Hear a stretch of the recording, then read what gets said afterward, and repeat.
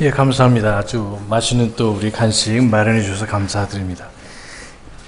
예, 그래서 제가 서론적인 말씀을 좀 드렸고, 어떻게 보면 좀 결론 비슷한 말씀을 좀 미리 드리겠습니다. 다 좋고, 그럼 도대체 근본주의라는 게 뭐냐, 이렇게 궁금증을 더 가질 수 있는데, 어차피 한 번 보시고 들으셔가지고, 기억이 안 남을 수도 있습니다. 그래서 미리 결론 비슷하게 말씀을 드리고, 그러면 좀 윤곽이 어느 정도 잡혀질 거라는 생각이 듭니다.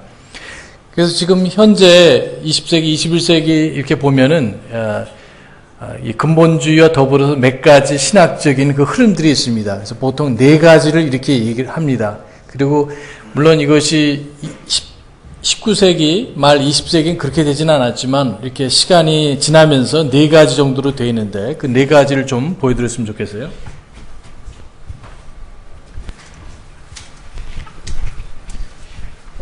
예, 성경 말씀에 대한 태도나 믿음을 가지고 이렇게 풀어드리겠습니다. 그래서 성경 말씀에 관해서 여러 가지 생각을 갖고 있습니다. 그리고 이제 또 좁게 말씀드린다면은 원본에 관해서, 왜냐면 19세기 말에 근본주의 운동이 시작될 때는 사본이라든지 이런 이슈가 크게 되진 않았어요. 물론 그 중에 소수지만 어떤 분들은 원래 하나님 말씀이 처음 주어졌을 때 소위 말하는 오리지널 매니스크립트 그거에 대해서 우리 축자연감을 주장하고 믿는 분들이 대부분이었지만, 그러나 이제 보존해가는 것은 이렇게 별로 거론이 되질 않았습니다. 그리고 상당한 기간 동안 이 성경의 보존에 관한 거는 소위 유명한 조직신학자들도 연구를 많이 안 했습니다. 많이는 안 했어요.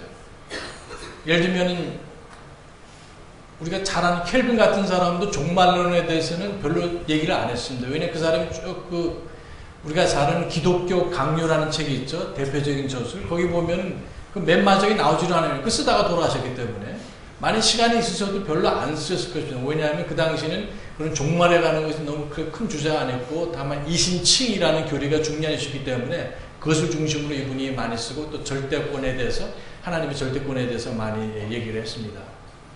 그것처럼 이제 성경 이슈 자체도 우리가 볼 때 보존에 관한, 우리가 지금 독립침략의 분들이 많이 믿지 않습니까? 하나님께서 원본의 축자연감, 그 다음에 섭리보존, 사본, 또 번역 이런 것을 하는데, 장로교하고 또 다른 무교파 혹은 여러 신학적인 대가들 책을 보더라도 조직신학 책이 이렇게 두꺼워요. 여러 권 되는 것도 보더라도 보존에 가는 건 없어요. 그냥 축자연감에 가는 건 많은 저술들이 있습니다. 그래서 그것은 우리가 약간 나중에 말씀드리기로 하고, 원본의 축자 영감을 가지고 좀 말씀드리겠어요. 네 가지 입장이 있다고 이렇게 말씀드렸습니다. 그래서 여기 지금 맨 왼쪽에 있는 그룹이 근본주의라는 거죠. 근본적 신학을 가진 사람이 있고, 그 다음에 있는 사람이 여기 이제 복음주의라는 입장이라고 했어요. 복음주의. 그 다음에 세 번째 입장이 이제 여기에 신정통주의라는 입장이 있습니다. 신정통, New Orthodox. 그 다음에 이제 여기 있는 것이 자유주의, 리버럴 자유주의. 주의란 말을 일단 뺐습니다. 그래서 근본이란 말도 그렇고 복음이란 말이, 복음주의라는 것이 의미가 또 많이 바뀌기 때문에 좀 혼동이 되는데, 이것은 지금 현재 1970년대라고 가정을 일단 하겠습니다. 지금도 별 차이가 없기 때문에 이때 얘기를 해볼 때 근본주의, 복음주의, 신정통주의, 자유주의 이 네 가지 사람들이 어떻게 성경에 대해서 말하나, 지금 성경이 뭐냐, 하나님 말씀이 뭐냐 하는 거예요. 그래서 물론 이제 오류가 있다 없다는 얘기는 이제 나오겠지만, 성경에 대해서, 자, 원래는 이제 한 가지 더 참조 말씀드린 것은, 이쪽이 오른쪽에 왼쪽이에요. 오른쪽, 이쪽이 뭐예요? 예, 그러니까 이것이 정치적 입장도 마찬가지입니다. 근데 왜 근본주의를 이쪽에 하지 않고 이 왼쪽에 놨냐면, 하나님 보실 때 이쪽이 오른쪽이기 때문에 그렇습니다. 그래서 여기 근본주의하고 문화, 그 다음에 정치, 경제 이런 걸 보면요, 또 다 견해가 입장이 틀려요. 그러나 이제 지금 보고자 하는 건 성경에 관해서. 그래서 근본주의 시작하기 전에 자유주의 생각, 이 사람들은 두 가지 질문인데요. 자, 마음에, 자, 이것이 또 혼동을 일으킵니다. 그러니까 교회를 잘 선택해야 되는데 웬만한 지금 한국교회 나가는 일반적인 교인, 저는 그리스도인 보고 교인이란 말 하지 않는데 다른 사람들이 다 교인이라니까 독립침례교 사람들 말고 일반 개신교교에 나가는 사람들, 교인들의 98% 이상은 분별력이 없어요. 그렇기 때문에 아무 교회나 다 나가는 겁니다. 마음으로 하는 거하고 말하고 또 틀려요. 우리도 그럴 때가 있잖아요. 그래서 유선적이라고 이렇게 말하는데. 자, 그래서 이 자유주의 사람들은 뭐라고 말을 하는가? 마음으로 성경이 바이블 16구약 66권이 하나님의 말씀이니까 100% 하나님 말씀이냐? 이 사람들은 no라고 합니다. no. 마음으로 안 믿어요. 여기에 위대하신 말씀, 예를 들면 10계명 하나님 말씀, 혹은 예를 들면 황금률, 우리 그 마태복음 7장 몇 절이죠? 21절입니까? 여기 내가 대접받고자 하는 대접하라. 자, 이런 것은 아마 하나님 말씀일 수도 있지만은 그러나 확실하지 못한다. 그리고 성경에 나는 많은 기적들에 대해서 꼭 그렇게 역사적인 사건이라고 믿을 필요가 없다고 믿는 겁니다. 그래서 전체적 평가는 뭐냐면 이것이 오류가 없는 하나님의 말씀을 믿습니까? 이렇게 질문하면 마음으로 no, 나는 그렇게 믿지 않습니다. 근데 양심적으로 볼 때 난 솔직히 믿지 않습니다. 이렇게 마음으로 생각을 해요. 그럼 말로는 어떻게 합니까? 이 사람들은 당신 이 성경이 하나님 말씀인 걸 믿습니까? 물어보면 그 사람들은 양심적으로 아니라고 그렇게 또 얘기를 해요. 성경 말씀. 그러니까 어려운 것이 없습니다. no. 자유주의 사람들을 이렇게 발견하는 건 어렵지 않습니다. 성경에 대해서 이 성경이 하나님 말씀이니까 마음으로도 믿지 않고 말로도 믿지 않습니다. 자, 그 다음에 이제 어려운 것이 뭐냐면 이 신정통주의 사람들이 있어요. 이것이 지금 현재 프린스턴 신학교하고 풀러 세미나리가 바로 이쪽 입장입니다. 프린스턴 신학교가 19세기 말에는 그렇게 하진 않았었어요. 이 펀더멘탈을 했었어요. 나중에 1930년대에 한 번 변하고 또 변하게 돼서 그렇게 됐습니다. 그래서 신정통파 사람들은 소위 말하는 칼발트 신학이라고 하면 이 사람들은 뭐냐면 성경이 오류가 없는 하나님 말씀을 믿습니까? 하면은 노라고 얘기해요. 사실 안 들리죠. 그 말은. 마음으로 답하기 때문에. 나는 성경이 하나님 말씀이라고 믿지 않는다. 그럼 말로는 예스라고 이렇게. 왜냐하면 교인들이 두려우니까. 왜냐하면 목회자는 신학을 했기 때문에 자기가 신학교 교수한테 배운 말 또 자기가 믿는 바로는 이것이 오류가 있다고 분명히 믿기 때문에 그렇게 알고 있지만 설교할 때는 이 성경이 하나님 말씀으로서 적어도 원본에 있어서 오류가 있다고 말을 안 합니다. 안 해요. 마음으로 오류가 있다고 그 사람은 믿습니다. 그게 문제죠. 그러니까 굉장히 어려워요. 이분들. 그 다음 복음주의 사람들은 뭔가 성경이 하나님 말씀이라고 믿습니까? 성경에 오류가 없다고 믿습니까? 뭐라고 말합니까? 마음으로는 오류가 없다고. 네. 그럼 말은 어떻게 합니까? 때에 따라서. 그래서 때에 따라서 애매하게 말한다 이렇게. 이 사람들로 얘기할 때는 성경이 하나님 말씀이라고 믿습니까? 말할 때 예라고 말. 이 사람들로 얘기할 때는 그건 우리 대화 좀 해보자 얘기를 해요. 왜냐면 이 사람들은 이 사람 굉장히 비웃거든요. 이 사람이나 이 사람들을 정신 나간 사람이라고 마치 노아보고 정신 나간 할아버지라고 얘기하는 거죠. 그 다음에 이쪽에 있는 사람들은 뭐라고 해요? 성경이 하나님 말씀이라고 여러분 믿으십니까? 예, 우리 아멘이죠. 그렇죠? 예가 아니라 아멘이네요. 예. 자, 이 사람들도 말로는 어떻게 합니까? 예, 우리는 성경이 하나님 말씀이라고 말하는 것을 절대로 사과하지도 않고 미안하게도 생각하지 않습니다. 예, 주님의 말씀인 것을 이렇게 이런 네 가지 이렇게 대표적으로 이제 장로교를 이렇게 장로교가 많으니까 한국에는 자 여기가 이제 소위 이쪽이 신학교가 아니면 이제 한국신학대학 예, 김재준 박사님이나 이런 강원영 박사 이런 분들에게 속하시는 분들이죠. 예. 이분들은 인격적으로 너무나 훌륭한 분들의 대부분. 그러나 이분들은 성경이 하나님 말씀이라고 믿지 않고 마음으로도 그렇게 생각지를 않습니다. 그 다음에 이쪽에 있는 사람들은 이제 장신이라고 그래요. 장신. 장로교 신학, 광나루 신학교라고 보통 말하죠. 그 다음에 복음주의는 총신, 총회신학교. 물론 총회신학교도 여러 가지가 좀 대체적으로 그렇다는 겁니다. 그리고 이 사람보다 좀 보수적인 것이 대신 있어요. 그리고 이 사람보다 좀 보수적인 것이 고신. 오늘날에 와서는 그런 면에서는 우리가 생각하는 의미의 근본주의는 아니에요. 이 사람들이 50년 전에는 우리가 그런 면에서 같이 동일시할 수 있는 유아세를 줘도 성경 이슈에 관한 거는 같이 동일시되는 근본주의지만 오늘날에 와서는 이 사람들이 근본주의라고 말할 수 없다. 장로교에서는 고려신학교가 제일 보수적인 사람들이거든요. 그 다음에 대한신학교. 미국 같으면 여기가 소위 뉴욕, 저희가 살고 있는 뉴욕의 유니온 세미나리. 자, 거기서는 뭘 하냐. 무당이 와서 춤추고 굿하는 하나의 종교로 생각을 하는 겁니다. 하나님을 하나의 종교적인 신의 생각하고. 저 아프리카에 있는 마술사가 와서 이상한 굿거리 같은 거 하는 그런. 그 다음에 여기가 소위 말하는 이제 프린스턴 신학교. 원래 프린스턴 대학교는 프린스턴 신학교에서 시작돼가지고 일반 학부가 이쪽으로 그 대학교로 가고 여전히 신학교가 있습니다. 많은 분들이 공부를 하시죠. 그 다음에 미국에서 이제 대표적인 학교 웨스트민스터. 여기 나오신 분들이 많이 계시죠. 홍정길 목사님, 오카는 목사님 다 여기 공부하신 분들이에요. 그 다음에 여기 프린스턴 나오신 분 대표적인 한경진 목사님. 오래전 하셨지만 그분은 벌써 이쪽 흐름을 그리고 글쎄 여기는 없어요. 물론 켈빈 세미나리가 있지만은 이렇게 감리교는 사실 없습니다. 감리교는 미국의 한국 감리교회는 미국 감리교회보다 약간 보수적이에요. 그러나 여전히 감리교회 같은 경우에 만약 감리교를 든다면은 여기가 대부분이고요. 대부분.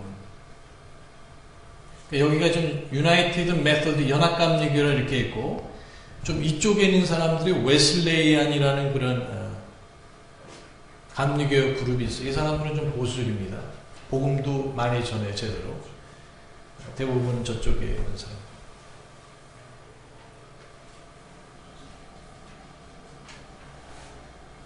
그리고 침례교는 어떤가? 침례교는 이제 미국 같은 경우는 여기 ABC라고 이렇게 ABC. 원래는 이것이 NBC였습니다. NBC. 방송국이 아니고. Northern Baptist Convention. 북침례교회. 그 다음에 그것이 1950년도에 유견하던 해 American Baptist Convention으로 이렇게 이름을 바꿨어요. 그러니까 옛날에는 Northern Baptist도 있고. 그 다음에 요 중간에 있는 사람들은 좀 있지만 대표적 이쪽이 이제 Southern Baptist Convention. Southern Baptist Convention. 그 다음에 Conservative Baptist Association. 이제 이런 그룹도 있어요.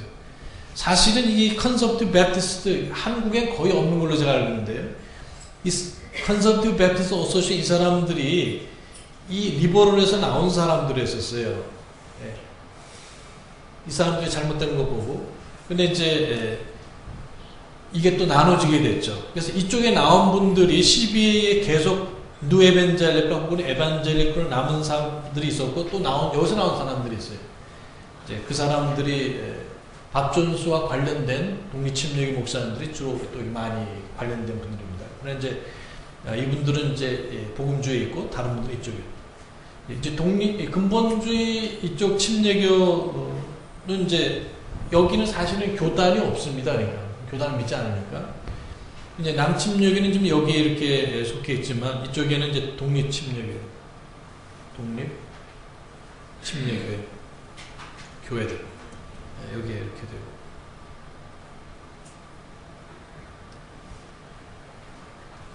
지금 이제 북침례교는 굉장히 약화되어 있어요. 북침례교 한 150만 명 정도 되고, 남침례교회가 한 1,500만, 1,600만.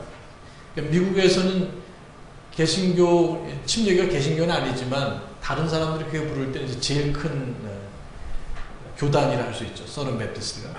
독립침례교 사람들이 전체 한 500만 정도 이렇게 되고. 침례교에서 전체는 약 3,500만 정도 되고, 제일 큰 교파라고 할 수가 있어요. 독립침례교 포함해서. 그 다음에 제일 큰 것이 연합감리교단이 900만 정도 되고, 미국에서 장로교단이 한 600만 정도 됩니다. 근데 한국에 있는 장로교 사람들 얼마예요? 600만.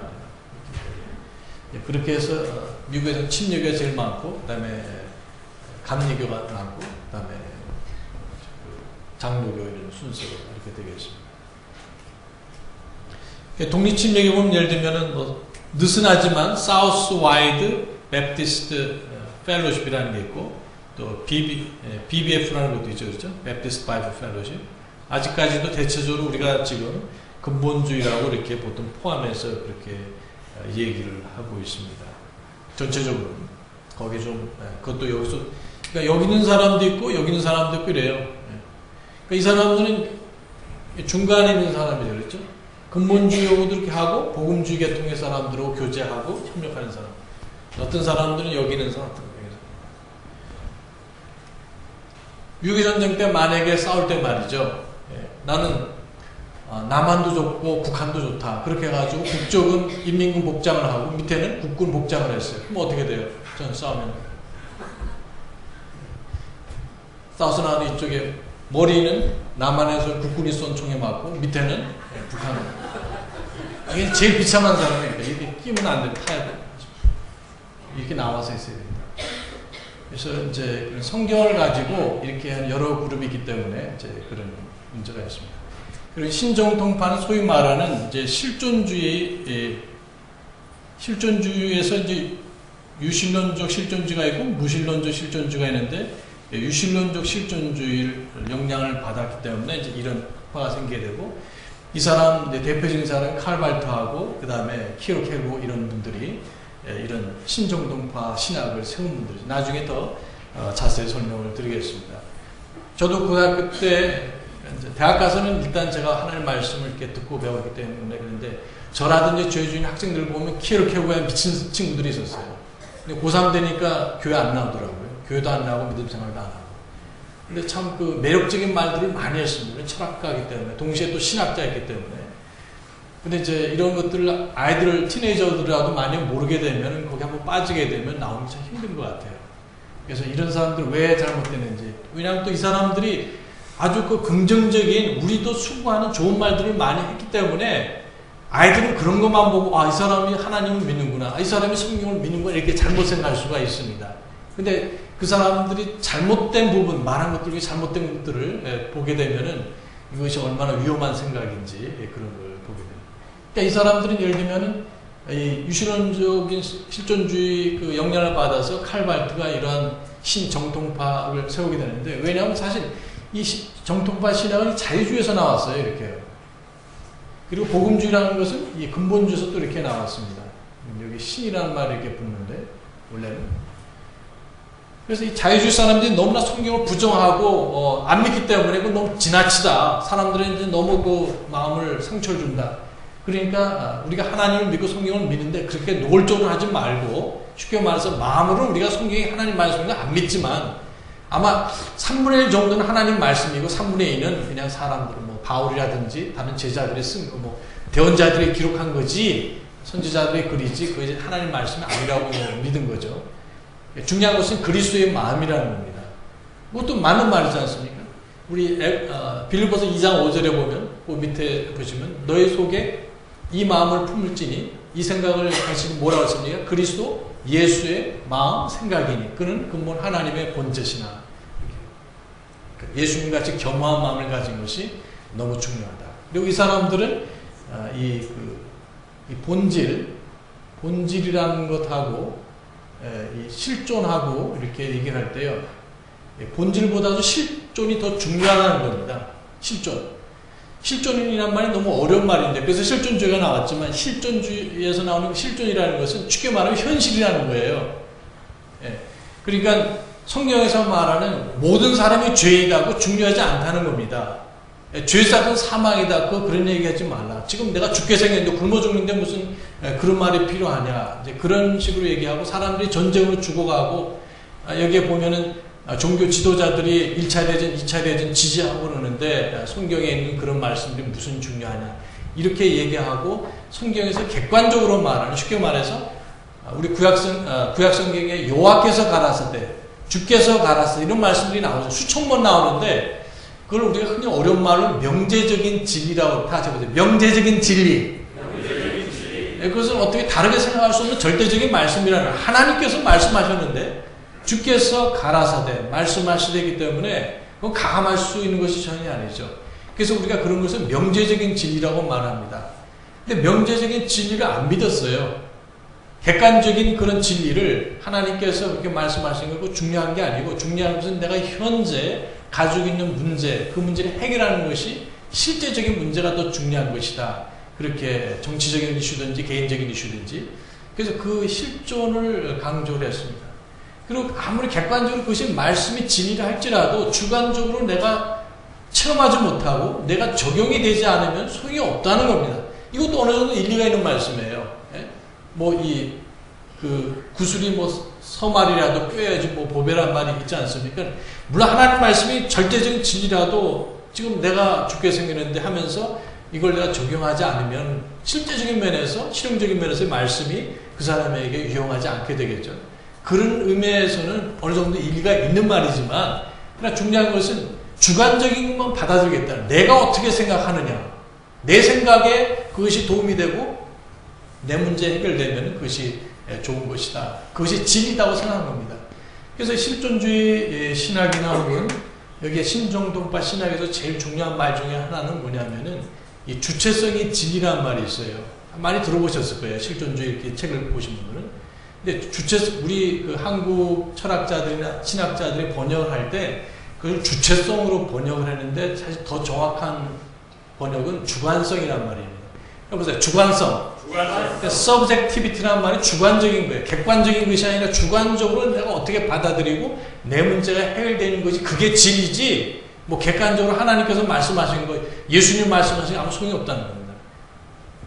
그러니까 그 반은 어느 정도 맞는 거예요. 주관적으로 내가 말씀을 받아들이고 순종해서 어떻게 문제가 해결되는 그것도 중요한 거지만 저와 여러분의 문제가 해결되든 안 되든 하나님의 말씀은 진리인 것을 믿습니다. 그게 중요한 거예요. 객관적인 하나님 말씀도 진리고 그 말씀이 내게 실제적으로 내가 믿음으로 받아들이고 순종해서 해결되는 것도 중요하고 구원도 받고 다 중요한 것이죠. 근데 그 사람들은 객관적인 진리는 거부하는 그것이 결정적인 오류고 사람들은 그걸 바라보지 않습니다. 그래서 실존주의 신학 이 정통파 사람들의 문제가 그거예요. 굉장히 위험한 아주 교묘하게 교활하게 마귀가 그렇게 만들어 놓은 겁니다. 그래서 그 대표적인 사람이 칼발트고, 그래서 그 장로교 분들한테 얘기를 하면 칼빈하면 벌벌 떨어요. 하나님이 말씀하셨는데 그건 상관 안 해요. 칼빈이 뭐라고 말했다면 그냥 칼발트가 뭐라고 했다면 왜 그러냐면 그 정도로 그분들의 권위가, 켈빈이 말했다고 어느 정도 사실 권위가 있겠죠.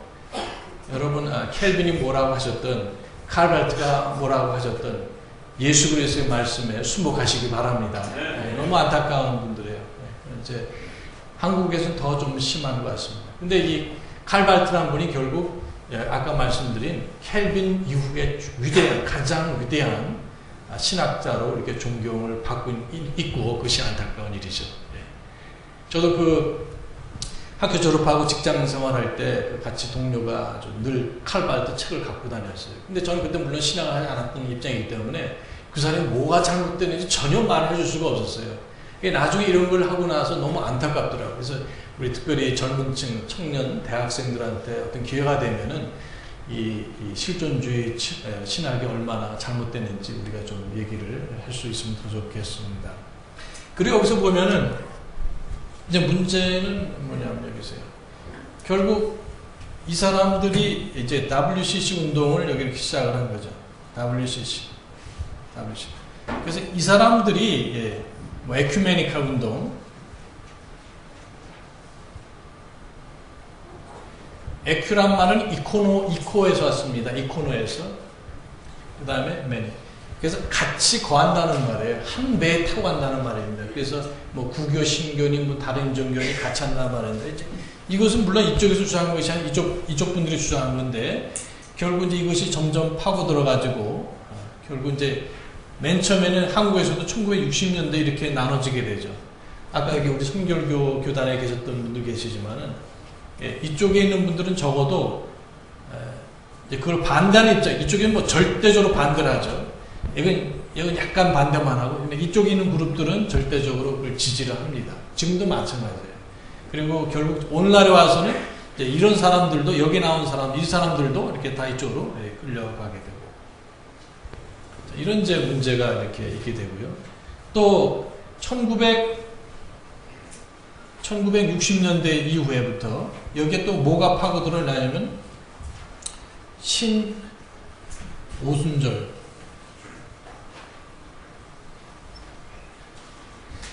원래 그 근본주의 운동이 시작됐을 때 오순절주의 이 사람들은 굉장히 근본적인 입장을 많이 취했었습니다. 성결이란 말 많이 쓰죠, 한국에서요.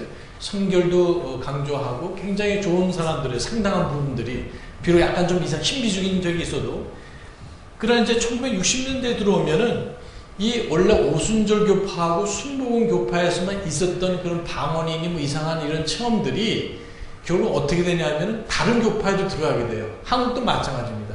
원래 장로교에서 그런 거 안 했었어요. 또 예를 들면은 제가 아는 한 목사님이 계세요. 같이 제가 트리니티 있을 때 공부한 분인데 이분은 좀 총신대 총회신학교 신대원의 역사신학 교수예요. 박영규 교수라고. 근데 그 사람 얘기도 같은 얘기를 한 걸 들어서 자기네 장로교에 그런 거 한 적 없다는 거예요. 지금도 개인적으로 굉장히 그 목사님 반대를 합니다. 그러니까 1960년대까지는 그런 일이 없었다는 거예요. 60년대부터는 장로교, 감리교, 성교교 다 그런 것이 들어가서 뭐 방언부터 해가지고 신유, 뭐 입신 모든 것들이 그러니까 여기 보면 오순절 교회 때 원래 어느 정도 했었지만 다른 교파에서는 없었다는 얘기입니다. 근데 이때부터 본격적으로 들어가서 이 사람들이 결국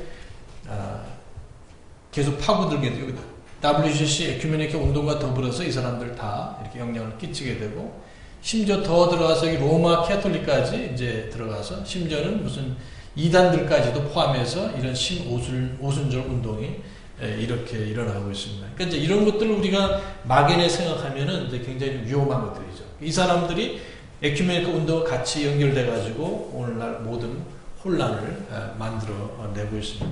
그래서 정신 차리지 않으면은 그러니까 이제 여기서 가장 조심해야 될 게 뭐냐면요. 자, 여기 근본주의 있는 사람들이에요. 우린 지금 침례교 사람들이 이렇게 되는데, 자, 지금 현재 내가 여기 있다고 생각할 때, 지금 여기도 지금 같이 근본주 교제를 한다 이 말입니다. 여기서도 물론 이렇게 하고. 근데 이분들은 여기 잠깐 왔다 갔다 하는 거예요. 그러니까 이제 처음이 어렵지. 한번 가게 되고 또 가게 되면 이게 점점 가게 돼가지고 이 사람이 적어도 30년 지나게 되면 이분이 20대에 목회를 하기 시작했다. 그러면 50대쯤 되면은 아예 이쪽으로 가 있어요. 이렇게.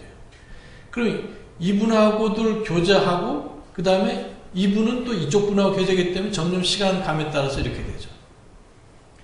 그리고 또 여기 가다 보니까 여기 이 사람들하고 같이 일을 해야 되고 또 하다 보니까는 여기 신오순절주의 영향을 받아가지고 전에는 안 그랬는데 그러면 이제 방언도 하게 되고 내버려도 되고 이렇게 이런 일들이 일어납니다. 그래서 가능하면 제일 좋은 건 뭐냐면 여기 그냥 가만히 계시는 게 좋아요. 예. 어떤 분이 가더라도 그분 문제고 근데 자꾸만 하다 보면은 그래서 어떤 선을 분명히 두지 않으면은 목사님들도 성서 침례교회 훌륭한 분들이 많이 계시고 종교들이 많이 있지만 이게 간 이유가 바로 똑같은 이유입니다. 성경적인 분리를 제대로 안 했기 때문에 뭐 20년, 30년 가면은 이제 에반젤리카로 가는 그런 분들이 많이 계세요. 그렇게 되면 여기 많은 여기 복잡한 것들을 이제 같이 가게 해둡니다. 예, 그래서 이런 것들을 좀 전제를 하시고 몇 가지 말씀을 드리겠습니다. 우리 2페이지를 좀 건너가서 보시겠어요. 용어들.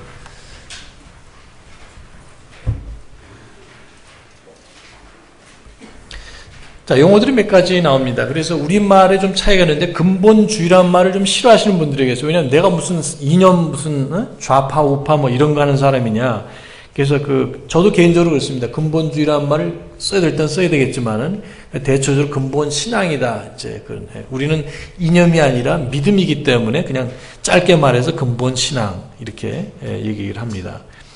그 다음에 아까도 말씀드렸듯이 원래 근본주의란 말은 19세기 말에 나타난 그러한 개신교 그런 운동이기 때문에 개신교가 아닌 독립침례교 사람들은 펀더멘탈이란 말 쓰긴 쓰지만 잘 안 쓰고 나는 펀더멘탈리스트지만 그것만 안 쓰고 뭐 I am fundamentalist, missionary mind, 뭐 킹 제임스, 이제 이렇게 몇 가지 수식어를 붙여가지고 이것이 나의 신앙이다 이렇게 얘기를 하세요. 그래서 단순히 나는 근본주의자다 이렇게 말하는 걸 피하는 분들이 계시고, 그래서 대신 다른 옵션이 뭐냐, 성경대로 믿는 사람들. 근데 또 성경대로 믿는 사람들 이렇게 쓰시는 분들 중에 보면 우리 그 말씀 보존학회 영향을 받은 분들도 좀 있어요.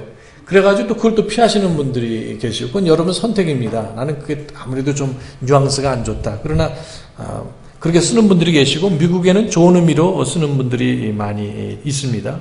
그 다음 또 하나는 성경주의자.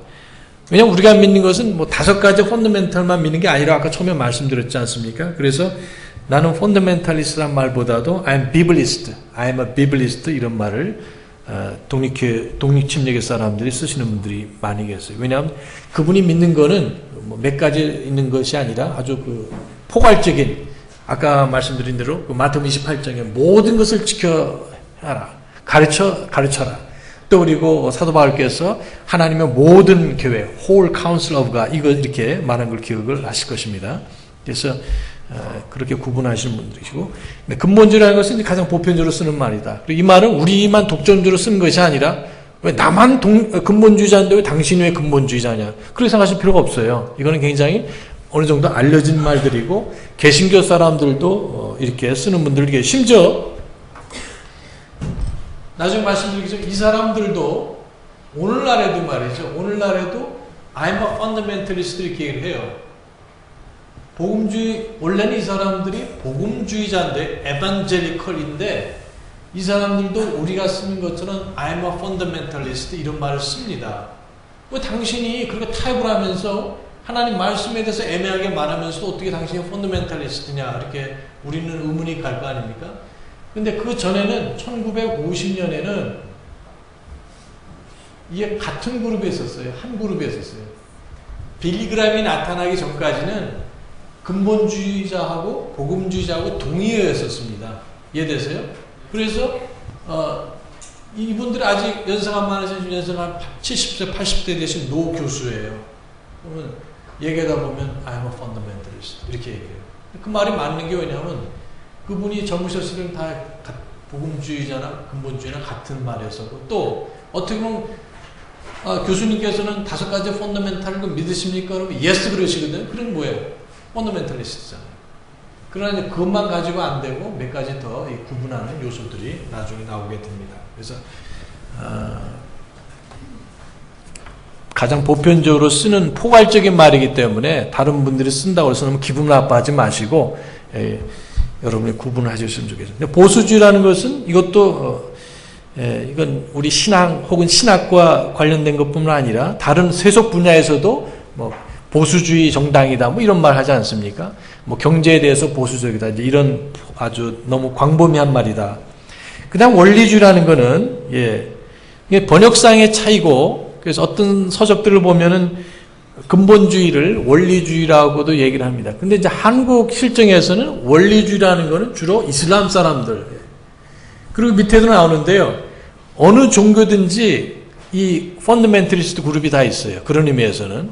그래서 우리 크리스천리티, 예수 믿는 사람들 중에서도 있고 이슬람 사람들도 있고 유대교도 4가지가 있습니다.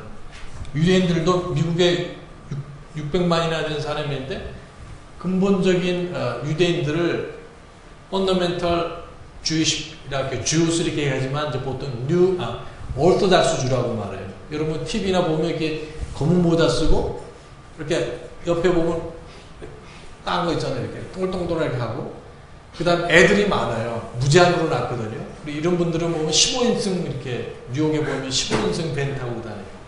그리고 이분들도 우리가 똑같이 그 부인들이 다, 여자들이 다 치마 입고 다녀요.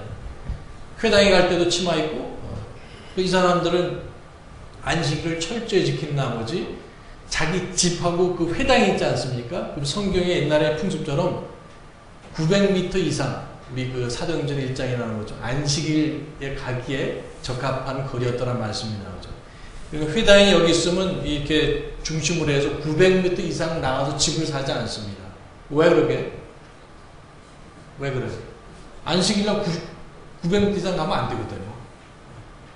그 근거는 예를 들면 무슨 여호수아에 나오는 또 그 거리가 보통 그렇게 됐다고 성경학자들이 얘기해요. 어쨌든 안식일은 너무 많이 걸으면 일하는 걸로 간주되기 때문에 그래서 이 오르토닥스 주이시 사람들은 집이 전부 다 그 회당 900m 안에다 이렇게 있습니다.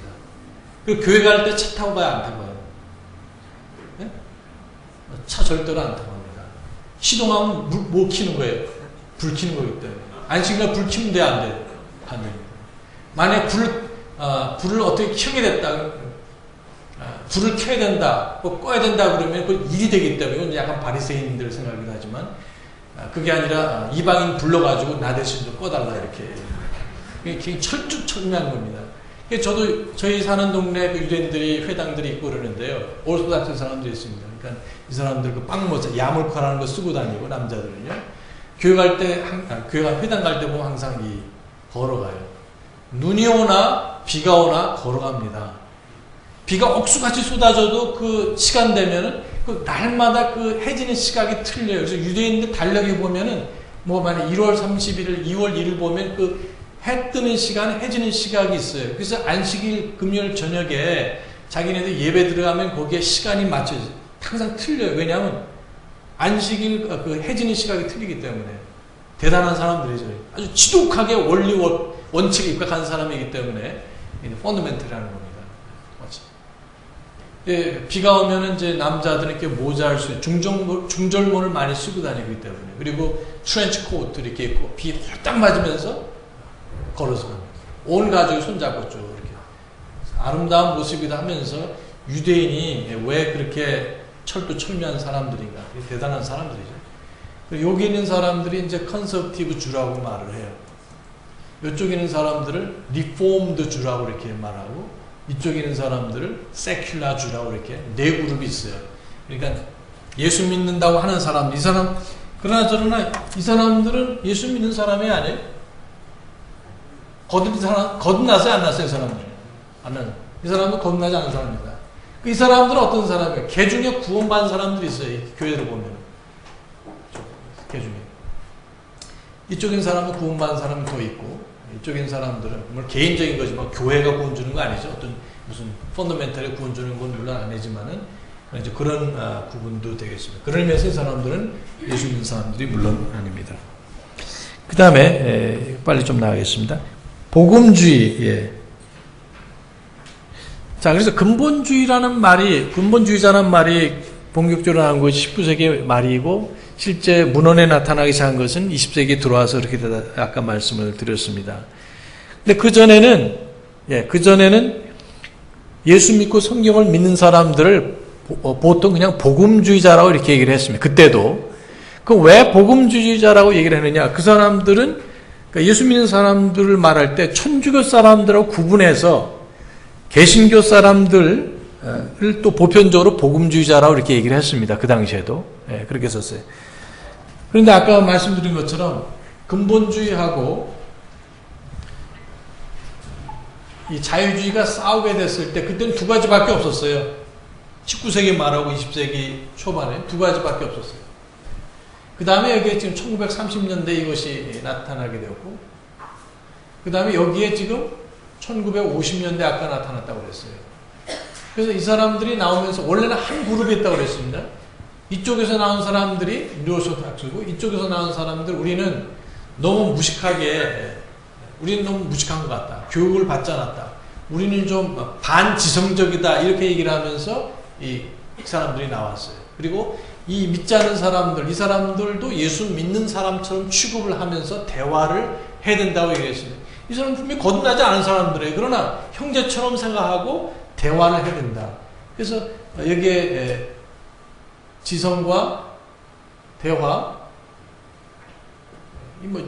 대표적인 사람, 이걸 주장하면서 나타난 사람들이 복음주의자인데, 그 전까지는 아까 이것이 동의어라고 말씀드렸어요.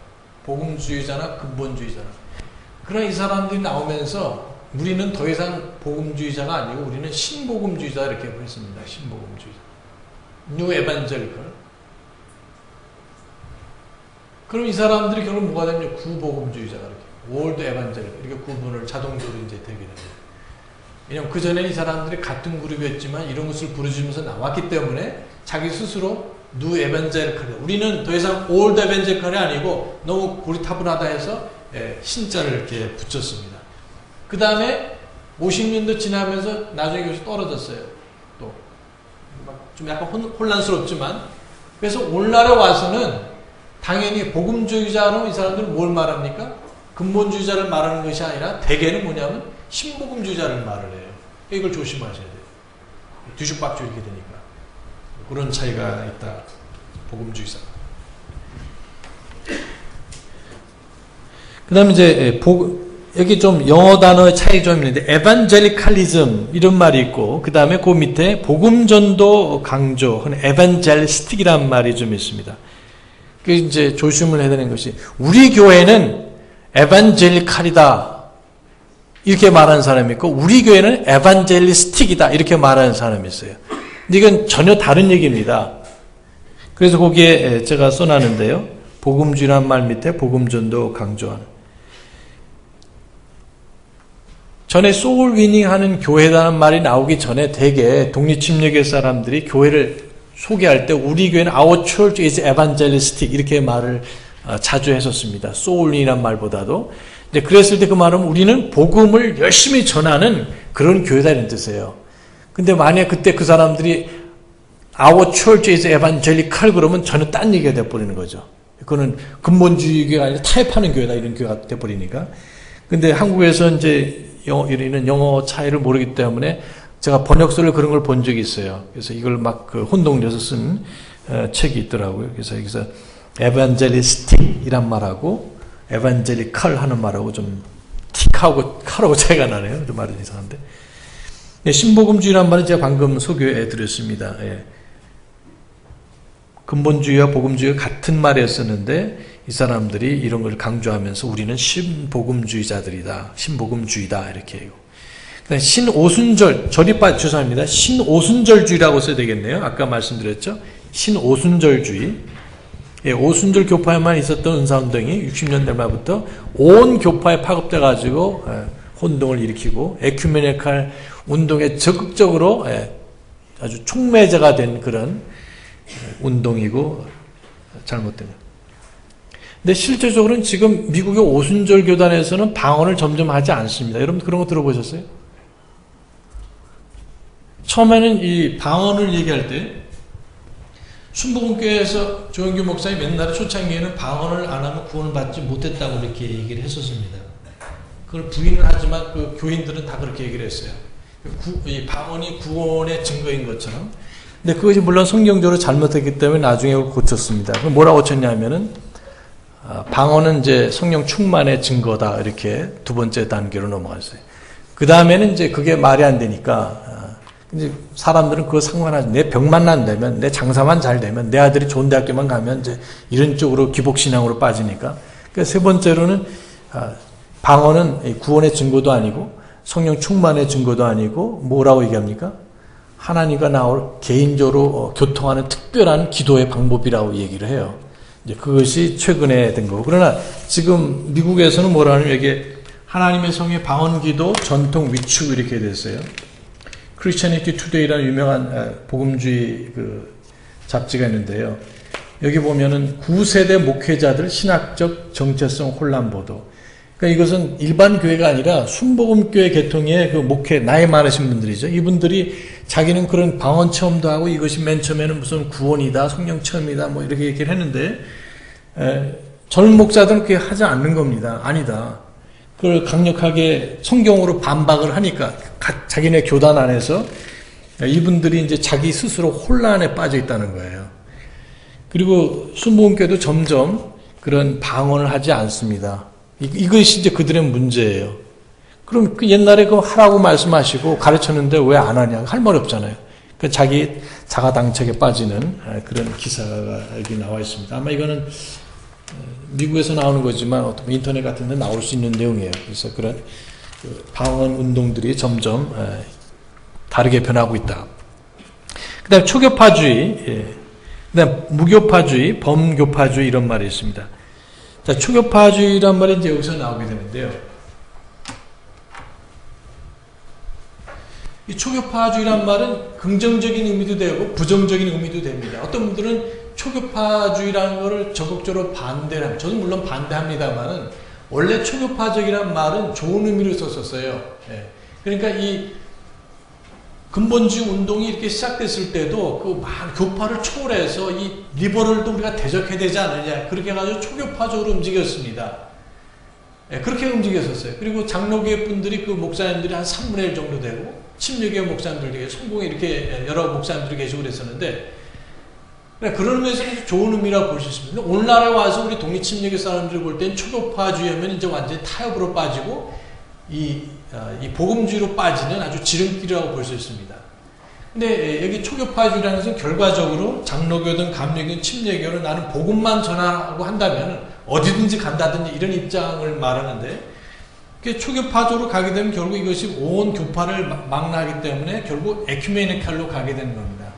그래서 어떤 의미에서는 에큐메니칼이라는 말 자체는 이쪽 신정통파하고 자유주의만 국한되는 건데, 결국 여기서 복음주의하고 왔다 갔다 하다 보면은 여기에 초교파적으로 하지 않을 수가 없어요. 그러면 10년 지나면 결국 에큐메니칼로 갈 수밖에 없습니다. 이건 아주 정해진 코스입니다. 그래서 성서침례교회 소수지만 적극적으로 그런 목사님들도 계시고 교수님들이 계신데 결국 다 지금 에반젤리로 가고 있잖아요. 그것은 한국뿐만 아니라 미국에서는 마찬가지고 참 불행한 일이 아닐 수가 없습니다. 그래서 이 초교파주의가 참 어렵다. 그러나 이제 또 실제적으로 보면 이제 범교파주의라는 것이 또 있고 무교파주의라는 것이 있어요. 다 비슷한 말인데요. 근본주의를 얘기를 할 때 초교파는 우리가 믿지는 않지만 무교파주의 그 근본주의가 또 나오게 됩니다. 예. 그러니까 이분들이 아주 그 대단한 그 근본주의 입장을 취하고 있지만 그렇다고 뭐 아무데나 가는 건 아니에요. 그렇지만은 장로교 사람이라도 이 근본주의 신앙을 강하게 하면은 교제할 수 있다고 이제 믿는 분들이 계세요. 예를 들면은 밥 존스 같은 학교가 그런 입장이 이제 공식적으로 될 수가 있죠. 예. 그래서 이제 저는 그런 것을 지진하진 않지만 그런 분들이 계시다는 걸 말씀을 드립니다. 범교파주의도 초교파주의하고 비슷한 말이 되겠어요. 에큐메니칼이라는 것은 신교와 구교가 원래 하나이기 때문에 하나가 되지 않은 같은 배를 타고 하는 입장에 대해서 이제 만들어진 그런 말씀을 드렸습니다. WCC 운동하고도 관련되고 뭐 KNCC, NCC 다 같은 운동에 포함이 되겠습니다. 신정통, 자유주의는 제가 더 나중에 자세히 말씀드리겠습니다. 그리고 그 밑에 가서 우리 빨리 말씀을 드리고 마칠 겁니다. 근본주의란 말에 대해서 유대교, 이슬람교에도 근본주의가 있다. 근데 크리스찬 중에 근본주의하고 이슬람하고는 어떤 차이가 있습니까? 물론 믿는 바가 틀리지만 그러나 겉으로 나타나는 차이는 어떤 게 있을까요? 그 중에 하나는 이제 우리는 우리의 싸움은 우리가 믿기로는 어떤 육신적인 싸움이 아니라 그렇잖아요. 만약 자유주의를 주장하고 뭐 이런 신정통주의 사람이 있다고 해서 우리가 막 싸우고 뭐 씨름하고 그럽니까? 그렇지 않죠. 사도 바울께서 말씀하신 것처럼 우리에 속한 것은 육신에 속한 것이 아니라 사단과 영적인 싸움이라는 말씀하셨어요. 그러나 이 이슬람 사람들은 자기네 어떤 믿음하고 종교하고 다르면 어떻게 총칼 들고 저건 아주 제거해야 된다. 이 성전을 선포하고 아주 끝까지 가서 아주 멸절시키는 그런 지독한 이제 사람들이라는 것. 그러나 이제 주님께서는 그런 것을 가르치지 않으셨죠. 예. 크리스찬 근본주의의 여러 가지 흐름이 있다. 이것을 나중에 말씀드리고 조심을 하셔야 돼요. 그러니까 똑같다고 생각하시면. 그리고 어차피 근본주의 자체가 개신교이기 때문에 그렇습니다. 근본주의와 복음주의 정의가 시대에 따라서 달라지는 것 말씀드렸고요. 성경의 모든 것을 믿는 신앙이다. 우리가 모든 걸 믿는다 해도 때로는 생활적인 면에서 주님의 약속을 믿지 못하는 경우가 있기 때문에 겸손해야 된다고 생각합니다. 그러니까 내가 근본주의자이기 때문에 이렇게 중요한 것을 내 생명을 다하도록 믿는다 하는 것은 정말 확신과 이런 용기로서 감사할 일이지만 그렇다고 교만하라고 하는 말씀은 아니잖아요. 더 예수님처럼 주님의 성품을 담고 다른 사람 섬기는 자세로서 하면서 이것은 내가 양보할 수 없습니다. 이것이 성경의 가르침이기 때문에 난 이것은 내 생명과 바꿀 수 있는 그런 중요한 것입니다. 이런 확신이 필요한 것이죠. 근데 너무 지나치게 해서 다른 사람 무시한다든지 나만이 경건한 사람을 생각한다든지 교만에 빠지면 그는 주님이 기뻐하시지 않는 것이라고 믿습니다. 그 다음에 성경의 본질적인 것. 그러니까 이거는 근본주의란 말 자체는 그 시작이 본질적인 것만 믿겠다는 그런 입장이었어요. 나머지는 당신에게 맡깁니다 하는 또 어쩔 수도 없는 형편이었다. 그 당시는. 그러나 저희의 입장은 그렇지 않습니다. 왜? 그것만이 성경의 가르침이 아니기 때문에 5가지 외에 얼마든지 중요한 가르침이 있으니까 그 교리들을 우리는 존중하고 믿는 것이다 이런 뜻입니다. 그러니까 내가 함부로 이것만이 중요하고 이것은 중요하지 않다 할 것이 아니라 저희들의 입장은 뭡니까? 그것이 무엇이든 예수님께서 주신 것이라면 우리는 감사하고 기뻐하고 우리는 그것을 귀히 여기는 그런 신앙을 갖자 그런 뜻입니다. 여러분 그렇게 하시겠습니까? 예, 차이를 두시면 안 될 것 같아요. 근본적인 것에는 타협하지는 않는다. 뭐 당연한 얘기죠. 이것이 이제 근본주의자들의 첫 번째 주장이었었어요. 본질적인 것에 대해서는 일치를, 선택적인 것에 대한 자유를, 그 외에는 사랑을 적용한다. 이걸 좀 조심스럽게 적용을 하셔야 돼요.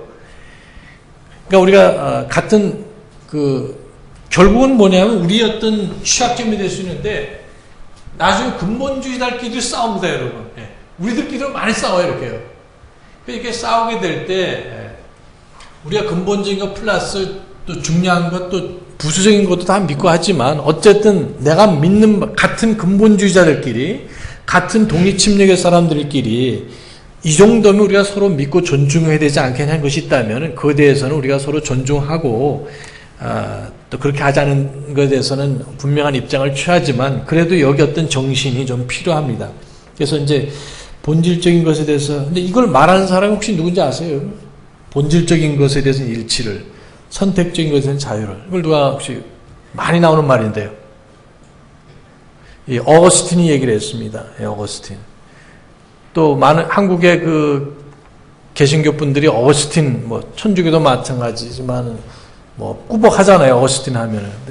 이 성 어거스틴은 소위 말하는 성 어거스틴은 천주교의 신학을 정립한 사람입니다. 그러니까 그분이 어떤 철학적이고 문학적이고 낭만적인 얘기는 들을 게 있어도 그분이 어떤 신학적인 얘기는 절대로 믿으시면 안 됩니다. 예. 어떤 독립침략의 목사님들은 성 어거스틴이 이렇게 말했습니다. 테레사 수녀가 이렇게 말했습니다. 이런 거 조심하셔야 돼요. 그러면 영적으로 어린 사람, 그 사람이 믿는 거 다 옳구나 이렇게 생각하기 때문에 조심하셔야 됩니다.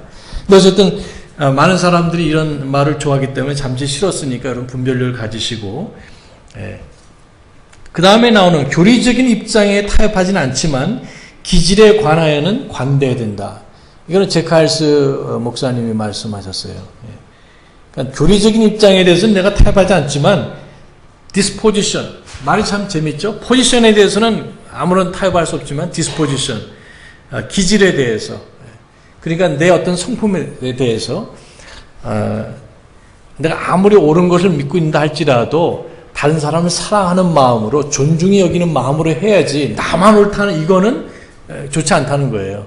그러니까 누구든지 왜 목사님 왜 당신은 왜 이 5가지 믿습니까? 혹은 침략의 특징에 대해서 믿습니까? 예수님의 재림에 대해서 믿습니까? 구별된 생활에 대해서 믿습니까? 하면 저는 그것이 성경적이기 때문에 믿습니다. 이렇게 아무런 타협이 가능하지 않다는 것이죠. 그러나 목사님 혹은 당신께서는 좀 너무 교만하신 것 같습니다. 그렇습니까? 죄송합니다. 제가 더 겸손한 사람이 되길. 이런 태도를 말하는 거예요. 물론 실제적으로 내가 교만하지 않더라도 내 모습에 대해서 누가 그런 조언을 하고 충고를 한다면 겸손히 받아들일 수 있는 그런 성품의 사람이 되기를 원한다는 말입니다. 때때로 우리 독립침략의 사람들이나 근본주의 신앙을 가진 분들이 너무나 확신이 많기 때문에 일반적인 것까지도 교리적인 거 아닌데도 진리가 하는 것이 아닌데도 나만 옳다고 막 이렇게 얘기할 경우가 많이 있어요. 그러니까 그런 거는 우리가 조심을 해야 된다. 왜냐하면 그것이 다른 사람에게 걸림이 되고 상처를 줄 수가 있기 때문에 그렇습니다. 마지막으로 보면은 근본적인 것이 과연 무엇인가, 또 본질적인 것이 무엇인가. 자, 이거를 지금 근본주의 운동을 19세기에 시작하면서 그분들은 5개 내지 10몇 개를 하셨는데 그게 너무 좁다는 거예요. 그 누가 그렇게 정했냐는 겁니다. 그러니까 성경의 축자인 건 물론 중요하고 근본적인 거라고 말씀할 수 있죠. 그 다음에 여기 예수님의 신성, 처녀 탄생, 또 예수님에 대속적인 죽음, 예수님의 신체적인 부활, 또 예수님의 그 임박한 재림, 혹은 전천년적인 재림. 자, 이런 것이 중요한 거지만 그것만 중요한 것이라고 누가 말했냐 이거예요. 그래서 거기에 대한 큰 문제가 있다는 것을 우리가 더 자세히 볼 수 있기를 바랍니다. 그래서 중요한 것은 사실이지만 그 외에도 중요한 것이 너무 많이기 때문에 그런 것을 다 믿어야 되고, 아까 처음에 소도에 말씀드린 것처럼 주님께서 바라시기는 우리 예수님께서 말씀하신 모든 것을 가르치고 지키게 하는 우리 독립침례교회 성도님들과 또 우리 사역자들이 되시기 바랍니다. 예, 감사합니다. 오늘 여기까지 우리 이렇게 마치고요. 또 내일 우리는 또 계속해서 진도를 나가겠습니다. 목사님 인도해 주시겠습니다. 감사합니다.